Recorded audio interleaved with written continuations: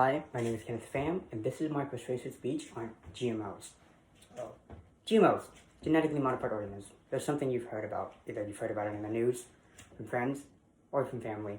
They're something that's usually perceived in a negative light. When it comes to nutrition, they are talking about mainly produce. So, fruits and vegetables found in your local grocery store. But what many people don't know is that how are GMOs bad for us? Do they know that actually GMOs can help benefit us and the human race in general? So, GMOs are needed throughout the world. Purdue University said in their article, "Why do we use GMOs?" They said, most of the GM crops grown around the world today are just problems caused by insects and weeds. So, this quote is basically saying that crops are much easier to harvest than crops that aren't genetically modified when it comes to their insect problems, insects chewing through plants and eating plants and just ruining the produce. And also weeds, which is a big problem that's caused throughout the years. It's something that they need to be controlled or it can get out of hand and ruin the produce. They also said in the same article that GMOs can be used in medicine, and they stated that before GMOs, many common medicines had to be extracted from blood donors, animal parts, or even cadavers being dead bodies, right? Some people saw this as not reliable or unethical since you can't get a steady supply of it. It's not reliable, and of course using the animal parts part, there's a lot of people out there who sympathize with animals and they see that it's very unethical. And the benefits of genetically modified crops and the cost of inefficient regulation, they stated that GM crops have enhanced quality traits such as higher nutrition content. For example, a lot of developing countries around the world actually use GM crops to help patch in parts of their diets that they can't fix in their own countries. Also stated in the article that GM crops are more cost productive than regular crops. So, how can I prove this? Well, when it comes to crops, these GM crops I'm talking about, what they have is that they basically have built-in herbicide and pesticide. Not in a bad way. We don't inject them with chemicals. We just change the way they are, gene-wise, to help prevent bugs from biting into the plant and eating it through. Or herbicide, which just naturally kills off weeds by itself. This is very cost productive, right? Where you don't have to use herbicides and pesticides. You don't have to use the machines for that.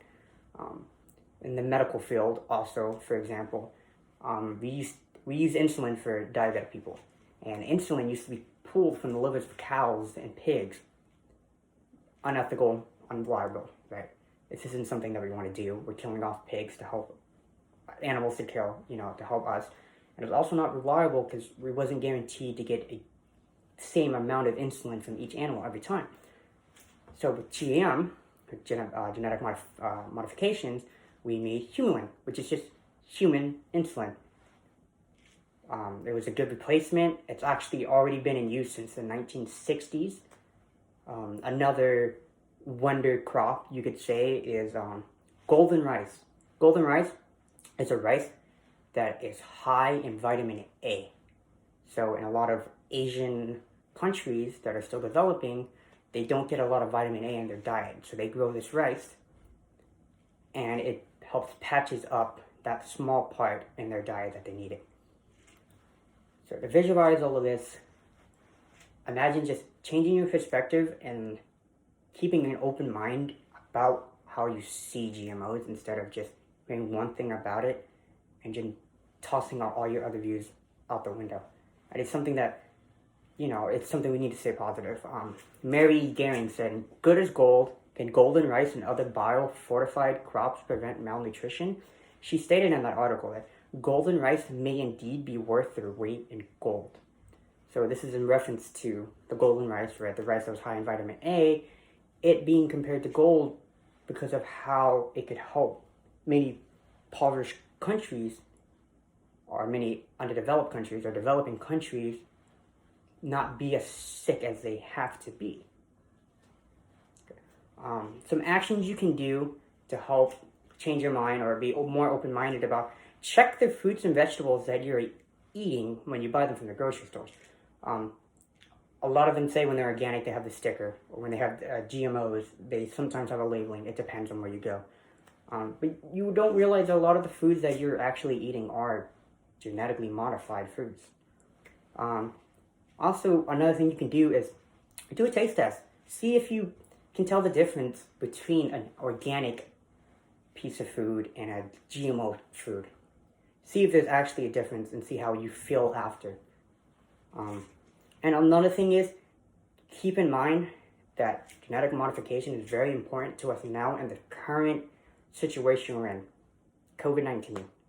Genetic modification is actually being used today, probably right now, to help develop a COVID vaccine for us in the near future. Not something that could take years.